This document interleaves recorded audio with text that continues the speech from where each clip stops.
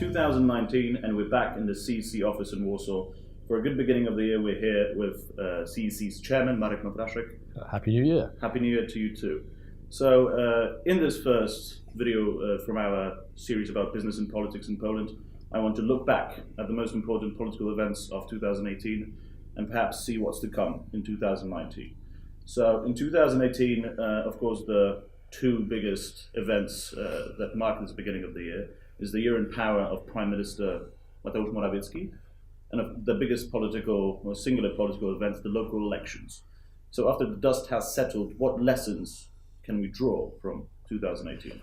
Well, I think the lesson that everybody can draw, and particularly politicians, is that whatever they may think is important doesn't really seem to be what ordinary people think is important. And so the two examples you gave, the arrival of Mr. Morawiecki as Prime Minister in the local elections, are very illustrative of that. Mr. Morawiecki was appointed as Prime Minister really on the basis that his goal was to dramatically extend the political reach of the ruling Law and Justice Party into the middle ground after the premiership of Beata Szydło. And the local elections were seen as a real litmus test for the opposition. They were hoping for some very spectacular gains. And I think people were, at the beginning of the year, expecting the political scene really to look very different today than what it actually does. Because if you look at the opinion polls comparing January 2019 to January 2018, what's dramatic is really how little has actually changed, despite these two dramatic events that you started off by asking about. So, and I think that's really a very important lesson, is that there is a fundamental stability in the political landscape, certainly over the last year, in terms of the raw electoral polling results of the Civic Platform and the Law and Justice Party, despite all the noise, and it's been a very loud and very noisy 2018. So there are deeper forces of stability at work within the Polish electorate, and I think that's very important going into 2019.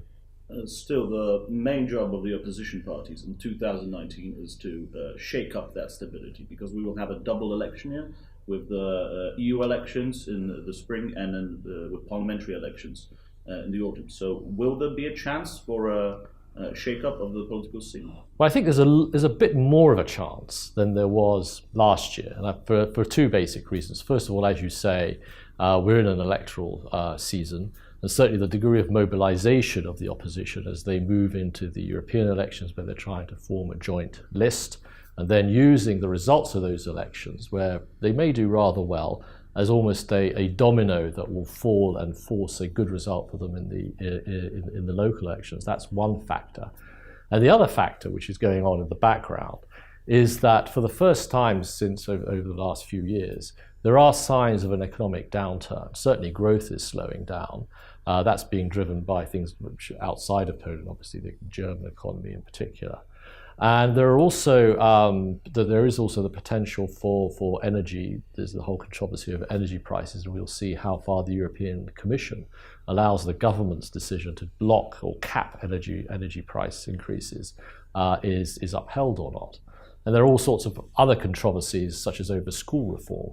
Bear in mind that in September this year, the government school reform will really kick into action, which is many people see as being quite disruptive.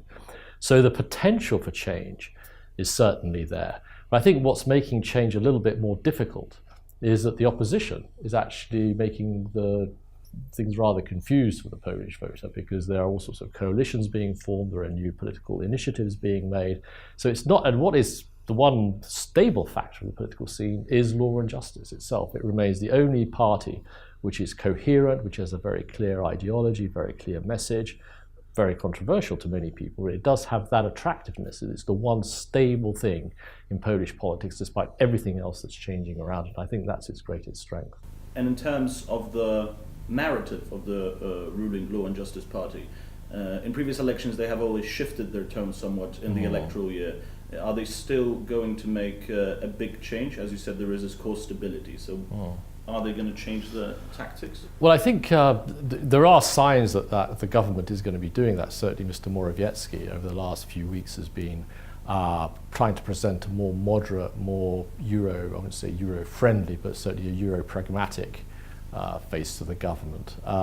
But I think one of the problems that Law and Justice will have, and I think this is a paradox that they are going to have to face, is that whilst they've been attempting to sort of make a greater appeal to the centre ground by pursuing a Euro-rationalist policy, what's the messages that are coming out of Brussels, certainly from the European Commission, and there are all sorts of controversial decisions coming up, perhaps with the European Court of Justice, are actually giving fuel to the opposition's argument that the government and the party and the country are isolated in Europe.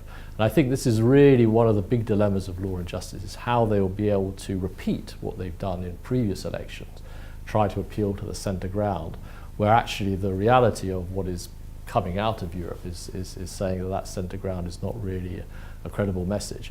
But I think at the end of the day, everything will be driven by the perception of the broad brush of the electorate as to their economic well-being. I did mention earlier that there is a potential for slowdown of growth, but as long as there is a sense of relative stability in terms of incomes and employment, and bear in mind that employment is very low, and as long as there is a sense of security, and I think that is the other message that the government is pushing very heavily.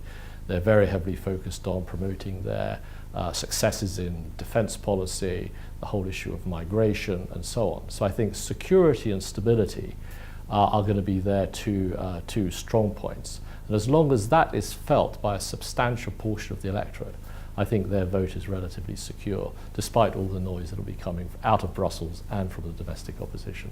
Thank you very much, Marek. As the campaign develops, we'll keep coming back with updates. Thank you very much. For further updates about CEC and the region, please visit our website at cecgr.com and follow us on Twitter.